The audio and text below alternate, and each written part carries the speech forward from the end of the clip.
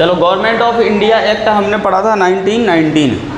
तो 1919 में क्या था, थोड़ा सा एक बार रिकैप करते हैं हम लोग 1919 को। 1919 में एक बहुत बड़ा खेला हुआ था इंडियन पब्लिक के साथ। क्या खेल हुआ था? डायआर्की ये लोग लेके आ गए थे। क्या? डायआर्की। अब डायआर्की क्या होता है? तो डायआर्की का मतलब है दो लोग मिलके शासन करेंगे। अब दो लोग कौन थे? एक ब्रिटिश गवर्नमेंट और एक इंडिया। अब इंडिया में कौन? तो ब्रिटिश गवर्नमेंट के जो ब्रिटिश गवर्नमेंट के स्टेट थे जहाँ पर ब्रिटिश गवर्नमेंट का कब्जा था, वो तो हो गए ब्रिटिश इंडिया के स्टेट। उनको हम लोग ब्रिटिश इंडिया नाम से बोलेंगे।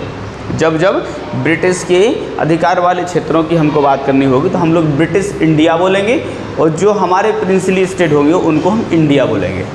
ठीक है ना? तो दो लोग मिलकर शासन करेंगे, एक ब्रिटिश इंडिया होगा और एक होगा इंडिया के लोग। ठीक है? अब इसमें शासन कैसे करेंगे?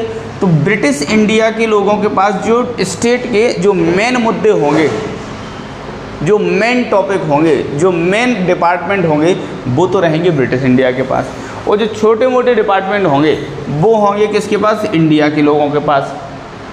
ये दोनों, ये पूरी तरीके से इसके ऊपर डिपेंडेंट रहेगा। ये अपने आप में इंडिपेंडेंट नहीं रहेगा किसी भी डिसीजन को लेने के लिए। कोई डिसीजन मेकिंग करना है तो इस हाउस को, इस ग्रुप को इसके ऊपर डिपेंडेंट रहना है। इसमें वाइसरॉय शामिल है, वाइसरॉय इसमें भी शामिल है। ठीक है ना? तो इसको कोई भी मेजर डिसीजन लेना है तो इसकी परमिशन के पास यहाँ से कराना पड़ेगा। ये जो ग्रुप था ये रिस्पॉन्सिबल था किसके लिए? इंग्लैंड के लिए। इसको इंडिया से थोड़ी मतलब था, ये तो इंग्लैंड को रिपोर्ट करता था कि हमारा ऐसा ऐसा चल रहा है। इसको पब्लिक को लिए जो जिम्मेदारी थी, ये पब्लिक, इंडिया की पब्लिक के लिए रिस्पॉन्सिबल था। कुछ अच्छा बुरा होता तो पब्लिक इसको चीखती थी, पब्लिक इसको बोलती थी कि बताओ भैया जवाब दो, आप ऐसा नहीं कर रहे हो, आप ऐसा नहीं कर रहे हो। अब ये कहते थे क्या जवाब दें, आदेश यहाँ से मिलेगा करने को। तो ये पूरी तरीके से क्या था, पब्लिक खुश नहीं थी इसमें। समझ में आ गई इतनी बात? 1990 का जो गवर्नमेंट ऑफ इंडिया एक्ट था, उस गवर्नमेंट ऑफ इंडिया एक्ट में जो डायआर्की आई थी यहाँ पर, तो डायआर्की से लोग खुश नहीं थे कुल मिला के। ठीक है ना? हम देख क्या रहे हैं, 1935 का जो India government of India act आया, ये गवर्नमेंट ऑफ इंडिया एक्ट ऐसे ही मजाक मजाक में नहीं आ गया। विक्टोरिया सोते सोते सुबह उठी 1935 एक्ट लेके आओ, ऐसा नहीं आया। बहुत बड़ा खेल हुआ इसके पीछे। 1935 गवर्नमेंट ऑफ इंडिया एक्ट इतना बड़ा है कि अपने आप में एक अलग से कॉन्स्टिट्यूशन है, इतना बड़ा है वो। तो ऐसे ही तो आ नहीं गया कि शाम को खा पी के सो गए, सुबह उठे बोले गवर्नमेंट ऑफ इंडिया एक्ट 1935 एक और लेके आओ, ऐसे तो आया नहीं है। तो उसके पीछे का पहले हम लोग ये बैकग्राउंड समझें कि government of India act GOI 1935 आया क्यों। समझ रहे बात? GOI 1935 आया क्यों? 1919 तो ठीक था। तो उसके पीछे का जवाब है कि 1919 GOI जो था गवर्नमेंट ऑफ इंडिया का, उसमें कुछ कमियां थी जो इंडियन पब्लिक पसंद नहीं कर रही थी। कांग्रेस अब थोड़ी ठीक ठाक होने लगी थी। कांग्रेस पार्टी जो थी 1885 में बनी थी, अब थोड़ी स्ट्रांग होने लगी थी। गांधी जी आ गए थे देश में 1915 में। अब जैसे जब गांधी जी आके जब कांग्रेस से जुड़े थे ना, तो कांग्रेस को ज़मीन से जोड़ दिया था गांधी जी ने। अभी तक क्या था 1915 के पहले, गांधी जी नहीं थे पार्टी में, कांग्रेस में थे नहीं, गांधी जी तो इंडिया ही में नहीं थे। 1915 में तो गांधी जी इंडिया आते हैं। उस समय पे कांग्रेस जो पार्टी होती थी वो पैसे वाले लोगों की पार्टी थी, आम आदमी उसमें इन्वॉल्व नहीं था। जब गांधी जी ने ज़मीन से उस पार्टी को जोड़ा, मतलब आम आदमी भी उसी के साथ हो गए। जब असहयोग आंदोलन लेके चलते हैं ना 1921 या 22 के समथिंग, असहयोग आंदोलन, नॉन कोऑपरेशनल मूवमेंट गांधी जी का स्टार्ट होता है। खूब आम आदमी, गरीब आदमी खूब जुड़ता है उसके अंदर, खूब हल्ला करता है। तो ये आम आदमी गांधी जी की वजह से जुड़ता है कांग्रेस के अंदर। 1915 के पहले कांग्रेस केवल धनी लोगों की पार्टी हुआ करती थी, गरीब आदमी उसमें था नहीं। अब गरीब आदमी था नहीं तो प्रोटेस्ट करने के लिए कांग्रेस अकेली प्रोटेस्ट करती थी। बस 4 से 20-50 लोग थे उसमें, वो अकेले प्रोटेस्ट करते थे, लठ मार के भगा दिए जाते थे। और इसी प्रोटेस्ट में एक प्रोटेस्ट हुआ था अभी हम आगे देखेंगे जिसमें लाला लाजपत राय की डेथ हो गई थी उस प्रोटेस्ट में, लाला लाजपत राय। तो पहला मुद्दा था कि 1919 में जो स्टेट में डायआर्की लेके आए थे 1919 में, उसका विरोध हो रहा था। इंडिया के अंदर पब्लिक उसका विरोध कर रही थी। तो फर्स्ट पॉइंट ये बन जाता है आपका। दूसरा पॉइंट होता है कि मोतीलाल नेहरू, ये मोतीलाल नेहरू जानते हो कौन है? पापा ऑफ जवाहरलाल नेहरू, हाँ, फादर ऑफ पंडित जवाहरलाल नेहरू के फादर हैं ये मोतीलाल नेहरू, ठीक है।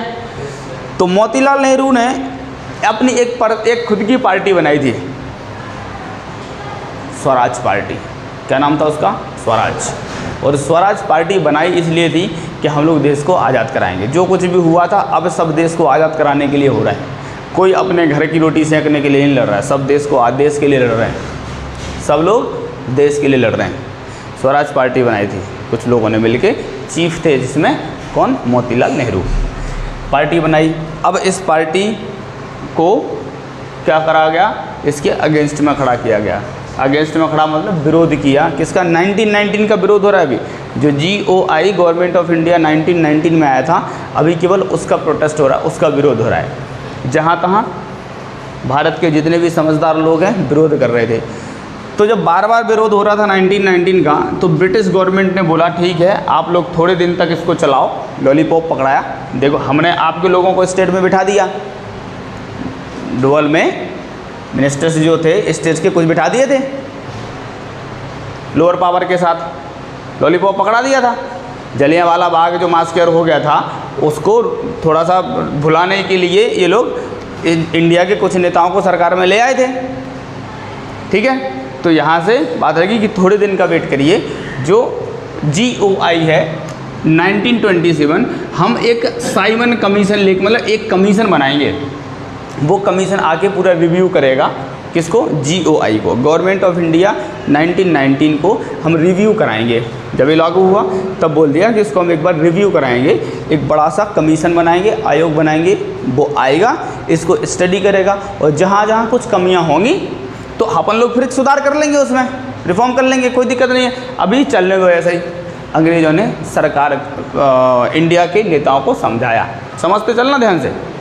ब्रिटिश गवर्नमेंट ने इंडिया के नेताओं को थोड़ा सा समझाया। मोतीलाल नेहरू, मोहम्मद अली जिन्ना और काफ़ी सारे लोग, गांधी जी, BR अम्बेडकर साहब, जितने लोग उस टाइम पे पावर में थे, मतलब पावर में थे मतलब सरकार में तो नहीं थे, वैसे अच्छे नेता थे। समझाया ब्रिटिश गवर्नमेंट ने। थोड़े दिन का इंतजार करो, साइमन कमीशन फिर हम गठित करेंगे। मतलब 1919 से बोले 1929 में एक आयोग लेके आएंगे, 10 साल तक इसको चलने दो। एक कमीशन लेके आएंगे, वो रिव्यू करेगा पूरे एक्ट को और पूरे देश में घूम फिर के समझेगा कि कहाँ कुछ कमियां हैं। जो कमियां होंगी हम लोग ठीक कर लेंगे, चिंता मत करो। समझा दिया। लेकिन समझाना रास नहीं आया, विरोध कंटिन्यू बढ़ने लगा। जब विरोध बढ़ने लगा तो 1929 के बजाय 1927 में ब्रिटिश पार्लियामेंट ने कुछ लोगों का ग्रुप भेजा जिसका नाम था साइमन कमीशन। उसमें चीफ का नाम साइमन रहा होगा, हाँ, जॉर्ज साइमन। तो पूरे ग्रुप का नाम था, पूरे उस कमीशन का नाम था साइमन कमीशन। 1927 में इंडिया आया, ठीक है। इतनी बात। जब ये साइमन कमीशन इंडिया आया तो देखा इंडिया के लोगों ने कि साइमन कमीशन में जितने भी मेंबर हैं सब के सब ब्रिटिश लोग हैं, इंडिया का तो कोई मेंबर नहीं है। बोले इंडिया को देखने आए, इंडिया को पढ़ने आए, इंडिया को समझने आए और इंडिया का लोग ही नहीं है, इंडिया का आदमी नहीं है, कैसे समझोगे? साइमन कमीशन का विरोध हुआ।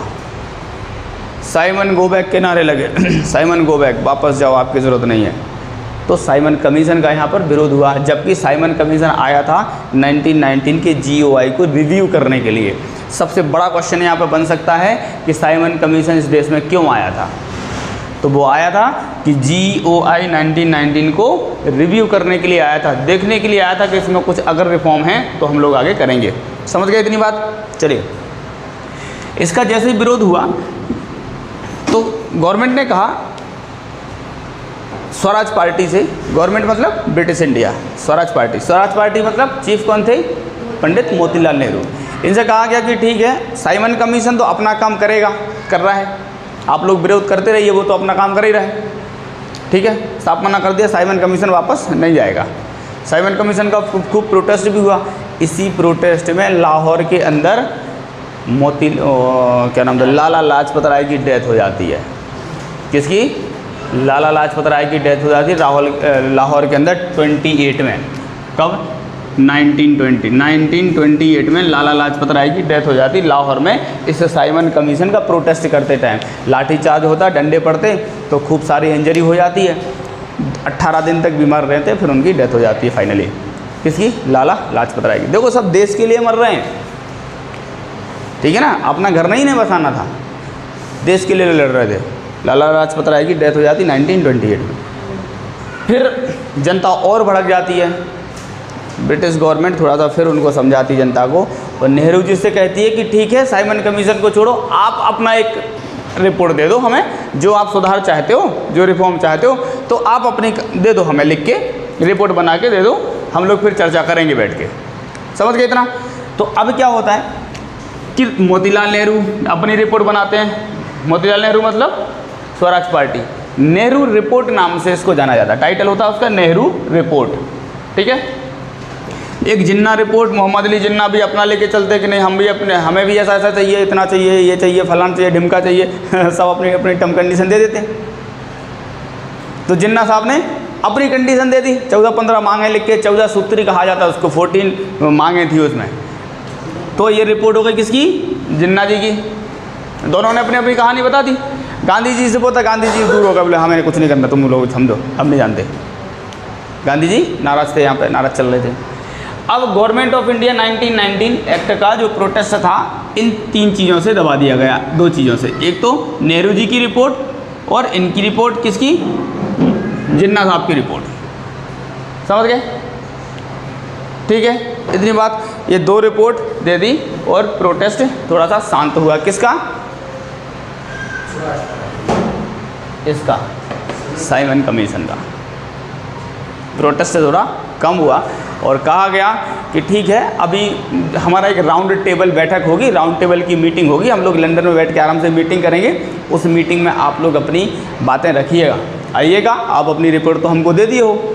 अब राउंड टेबल कॉन्फ्रेंस होती थी, एक राउंड टेबल मतलब एक बड़ी सी टेबल, बीच में सब लोग बैठ गए टेबल पे, वहाँ बैठ के चर्चा हुआ करती थी लंदन के अंदर।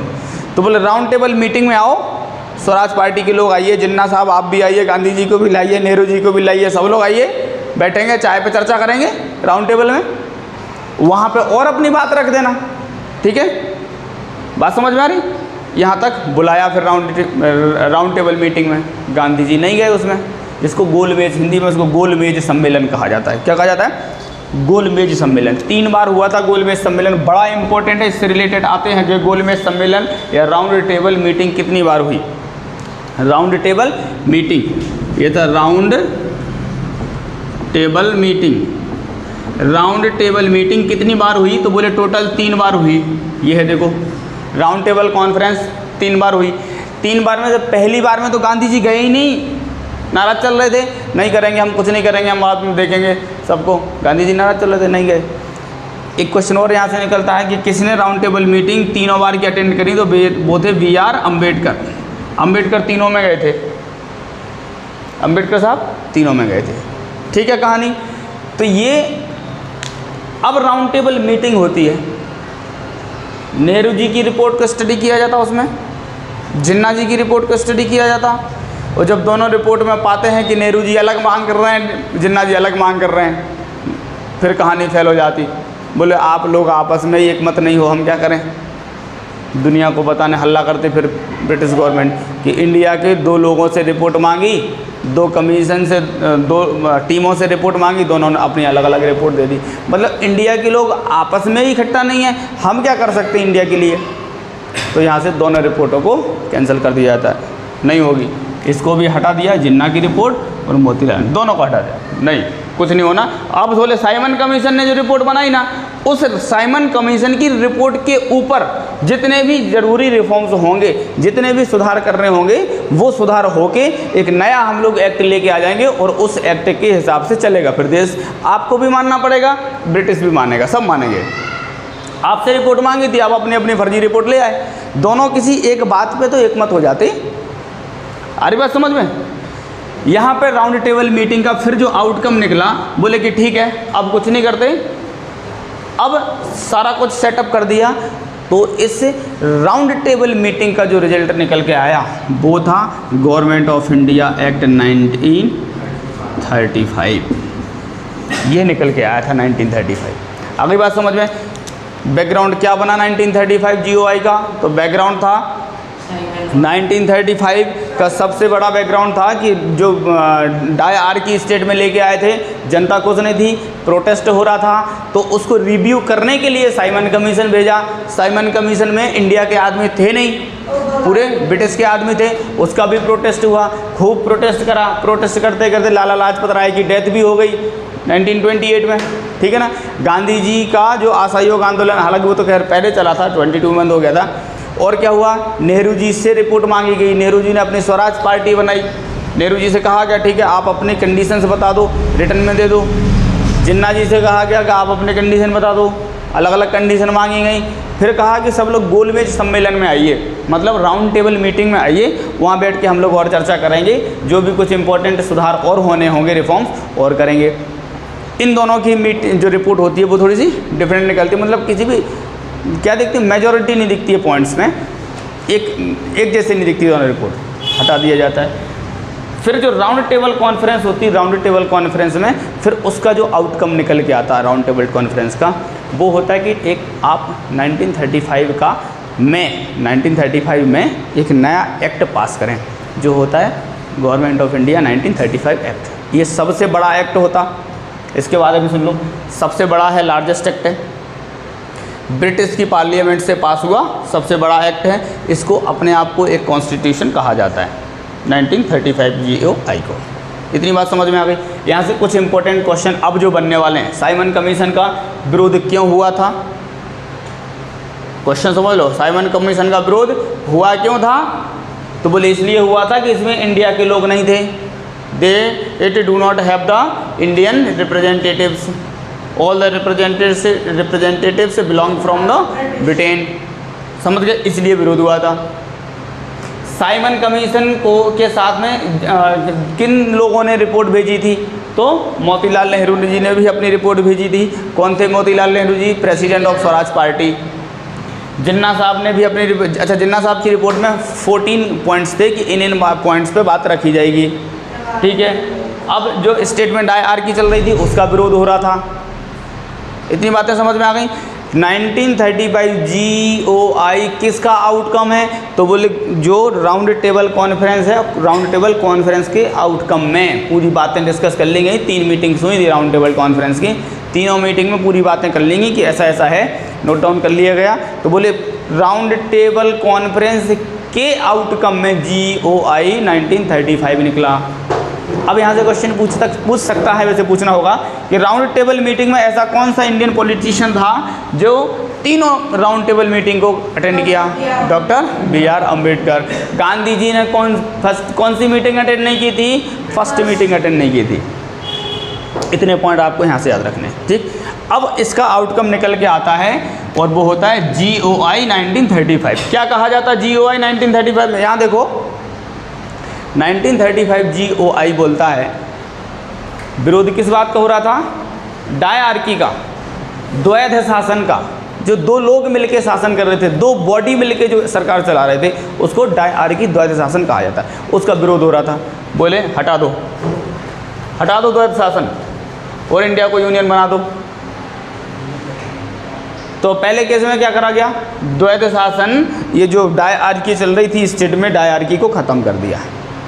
1935 की अब आउटकम्स देख रहे हैं हम लोग। 1935 में हुआ क्या, तो 1935 में स्टेट में जो डायआर्की थी उसको हटा दिया, विधानसभा और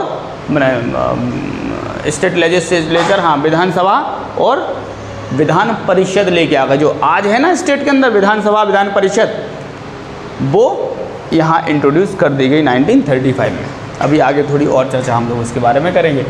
तो इंडिया को यूनियन बना देते हैं। क्या कहा गया 1935 के एक्ट में कि इंडिया को यूनियन बना दें, इंडिया को एक फेडरल सिस्टम में ढाल दें, ठीक है। अब यूनियन तो समझते हो ना कि पूरा देश एक हो जाए, पूरा देश एक हो जाए। और सेंट्रल गवर्नमेंट चले। सबका फ़ायदा था, लेकिन अंग्रेज़ों ने एक पेंच फंसा दिया यहाँ पे। क्या पेंच फंसा दिया? ये पेंच फंसा दिया, बोले यूनियन बनाएंगे, कंडीशन रख दी बनाया जाएगा, लेकिन तब बोले एक कंडीशन अप्लाई, इंडिया की पूरी प्रिंसली स्टेट में से लगभग आधी प्रिंसली स्टेट आनी चाहिए। जो प्रिंसली स्टेट थे वो छोटे लोग मना कर गए, नहीं जाएंगे। जो उस समय जो लगभग 600 प्लस जो देसी रियासतें थीं, जो प्रिंसली स्टेट थे, उन लोगों ने मना कर दिया। बोले नहीं, हम अपने में राजा हैं, अपने ऊपर अपना पप्पा क्यों बिठाएं, अपने में डिसीजन लेने के लिए फ्री है हम, कब किससे लड़ना, कब क्या करना, हम फ्री हैं आज। अगर हमने अपने ऊपर तुमको बिठा दिया तो हमको कुछ करने के लिए, हमको अगर नहाना भी होगा रात को 12 बजे, तो हम कहेंगे तुमसे परमिशन लेनी पड़ेगी, साहब 12 बजे नहाना गर्मी लग रही, तुम कहोगे नहीं। तो प्रिंसली स्टेट जितने भी थे वो नहीं चाहते थे, तो वो तैयार नहीं हुए। तो जो यूनियन गवर्नमेंट बनना चाहती थी यहाँ पे, वो नहीं बन पाई। अगली बात समझ में, कंडीशन ने क्या रखी थी? बोले देखो, एक तो ब्रिटिश इंडिया के स्टेट हैं हमारे 11, हम लोग मान जाएंगे। हमारे 6 कमिश्नरी स्टेट हैं। बोले कमिश्नरी जैसे हमारी यूनियन टेरिटरी होते हैं आज, वो कमिश्नरी हुआ करती थी इनकी। बोले हमारी 6 कमिश्नरी हैं और 11 स्टेट है हमारे, ज़्यादा नहीं था ब्रिटिश इंडिया, 11 स्टेट थे और 6 कमिश्नरी थी। लेकिन उनका एक स्टेट इतना बड़ा था कि 200 रियासतें घेर लेता, ठीक है ना। तो बोले ये 11 और 6 17 तो हम हैं ही, इनको और मना लो, प्रिंसली स्टेट 600 से ज़्यादा है, आधे से ज़्यादा आ जाए लगभग, तो हम यूनियन बना लेंगे। लेकिन ये लोग नहीं माने, यूनियन नहीं बन पाया। समझ में आ गई कहानी? कोशिश करी गई, ठीक। दूसरे नंबर पे क्या किया गया? स्टेट की जो डायआर्की थी, डायआर्की को हटा के ऑटोक्रेसी में कन्वर्ट कर दिया गया। अब ऑटोक्रेसी को मोनार्की में मत ले जाना, मोनार्की एक अलग बात होती है। ऑटोक्रेसी की बात करें, ऑटोक्रेसी में क्या होता कि इस सरकार में हमने ये जो गवर्नमेंट है, इस गवर्नमेंट में को रिस्पॉन्सिबल गवर्नमेंट कहा जाता है, ऑटोक्रेसी।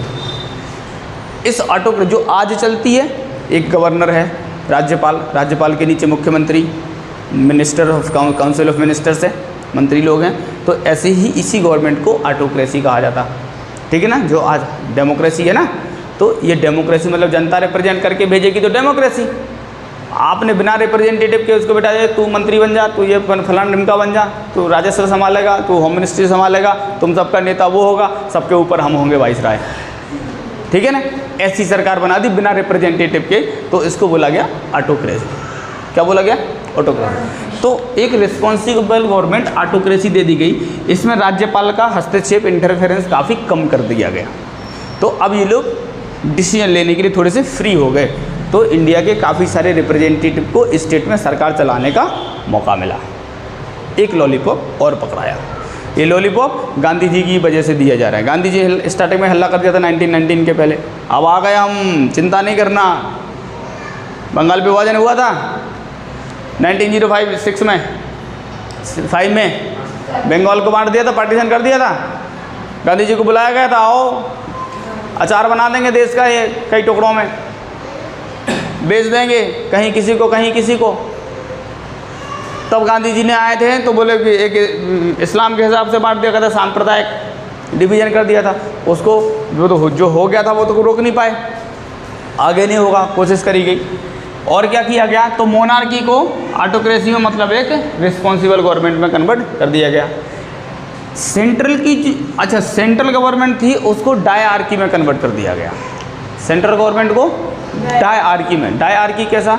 2 लोग मिलकर शासन करेंगे, एक ब्रिटिश इंडिया और एक इंडिया। ब्रिटिश इंडिया को हालांकि पावर में रखा गया और इंडिया को जो छोटे ट्रांसफरेबल पॉइंट्स दिए गए कि आप छोटे मुद्दे देखेंगे, छोटे डिपार्टमेंट देखेंगे। मेन डिपार्टमेंट जैसे आप मेन डिपार्टमेंट जैसे आपका होम मिनिस्ट्री हो गया, होम मिनिस्ट्री डिफेंस हो गया, इंटरनेशनल अफेयर्स हो गए। 4 डिपार्टमेंट मेनली उन्होंने ले लिए थे। तो वाइसरॉय डायआर्की में कौन था? एक तो वाइसरॉय और उसकी काउंसिल, और दूसरा था वाइसरॉय और काउंसिल ऑफ मिनिस्टर्स। ये लोग इंडिया के काउंसिल ऑफ मिनिस्टर्स थे, ये इनकी अपनी पर्सनल थी।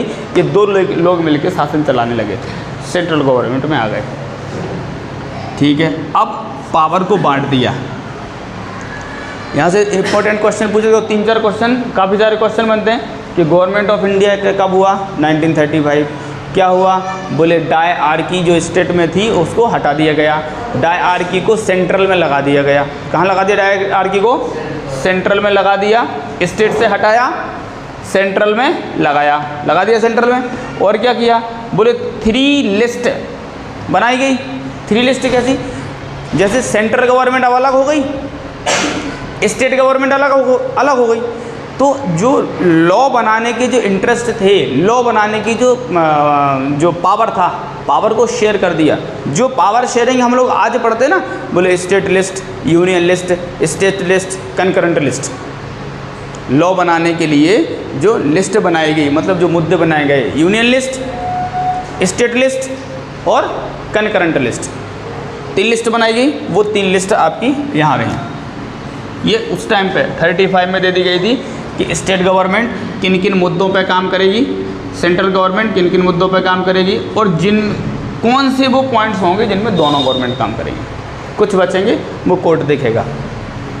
यूपीएससी को फाउंड कर दिया गया था, ये शायद पहले ही हो गया था, ये तो फाउंड, इसको रिफॉर्म कर दिया गया था, फिर ये तो पहले ही हो गया था, शायद 28 में हो गया था यूपीएससी। चलिए, बर्मा अलग कर दिया। सबसे बड़ा नुकसान बर्मा मतलब जो आज का म्यांमार है वो पुराना बर्मा हुआ करता था, तो बर्मा का एक अलग देश बना दिया, बर्मा नाम का, म्यांमार नाम का। और क्या हुआ?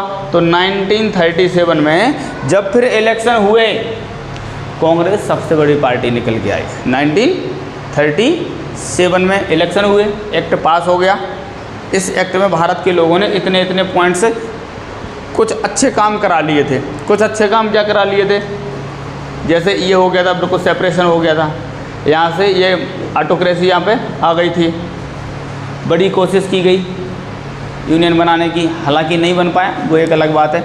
अब वो सोची समझी चाल थी, लेकिन कंडीशन ही ऐसी रखी जो फुलफिल नहीं होनी थी। 600 में से 300 लोग कैसे इकट्ठे हो जाएंगे? ठीक है ना। हम तुमसे कहेंगे चलो ठीक है आ जाओ, हम तुम्हारे ऊपर शासन करेंगे, तुम्हारा स्टेट जो होगा वो तो हमारा हो ही जाएगा। जब हम तुम पे शासन करेंगे तो तुम्हारे स्टेट के अंदर होने वाले डिसीजन भी हम ही लेंगे। मान जाओगे? नहीं मानोगे। तो ऐसी कंडीशन ही रख दी कि 600 में से लगभग 300 स्टेट आ जाएं जो यूनियन फॉर्म करने के लिए, फेडरल सिस्टम फॉर्म करने के लिए तैयार हों, तो अपन यूनियन बना लेते। नहीं माने।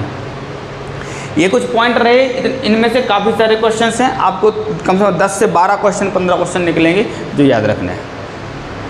ठीक है, चलो, तो ये एक्ट भी तुम्हारा लगभग ख़त्म होता है। अब यहाँ से अब कोई एक्ट नहीं आएगा, बस हो गए जितने एक्ट आने थे, तमाशा पूरा हुआ, क्राउन रूल। अब सीधा इंडिया इंडिपेंडेंस एक्ट आएगा। अब इंडिया आज़ाद होगा, अब कोई एक्ट फर्जी नहीं आने वाला है। अब सीधा एक्ट इसके बाद, लास्ट एक्ट है, ऐसा बोल दो, Indian constitutional development of India का लास्ट एक्ट है ये 1935। अब सीधा आएगा इंडिपेंडेंस एक्ट। कौन सा? इंडिपेंडेंस एक्ट आएगा। अरे वो ऐसे फर्जी ऐसे तो रहते होंगे। क्या नाम है उसका एक और का? Cabinet mission. वो कौन, उसी के लिए आया था। कैबिनेट मिशन जो है वो कैबिनेट मिशन 1946 में इंडिया कुछ लोग मिलके आए थे, ब्रिटेन की कैबिनेट के कुछ मिनिस्टर्स, मंत्री लोग इंडिया आए थे, जिनको ये करना था कि इंडिया में कॉन्स्टिट्यूशनल असेंबली कैसे बनाई जाए। तो कॉन्स्टिट्यूशनल असेंबली को फ्रेम करने के लिए कैबिनेट मिशन आया था।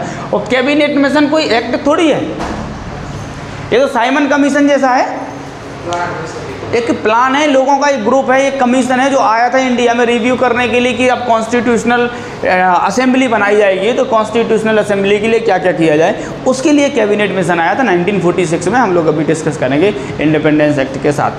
ठीक है, कोई दिक्कत तो नहीं।